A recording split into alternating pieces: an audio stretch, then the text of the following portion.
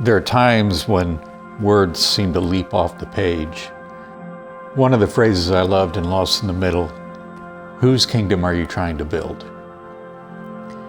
And that encapsulates so much of what we deal with on an everyday basis. Am I interested in what I want, or am I letting the gospel transform me more into the image of Christ? I think the process of being married, having a family, all of those things are one of the most sanctifying things, because you get to have this head knowledge of how you need to love somebody when we're all sinners and we all want our own way, and we're all annoyed when things aren't our way, or at least I am. And I find that just reminding myself of the gospel every day is what changes me in those very little moments of, irritation or wanting something that you want.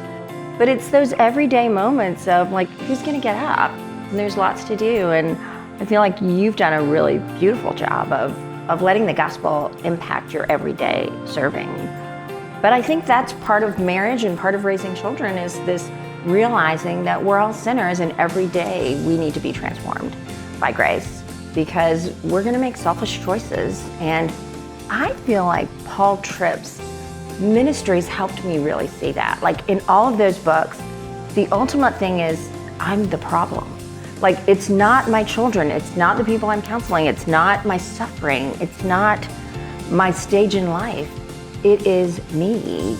And so I need the gospel to transform me every day, because all of these things are coming to me, and how am I responding is really what the gospel is all about.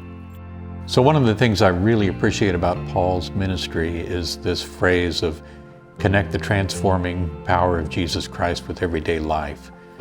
And that's what I see at work that really happens on a daily basis. So sometimes we tend to focus on big events. How do we respond to this crisis? What do I do in the midst of this difficult decision? And yet I think where change often happens is slowly, day by day, in the mundane things. How am I going to respond to this annoyance in my day? And how does the gospel impact what my response will be?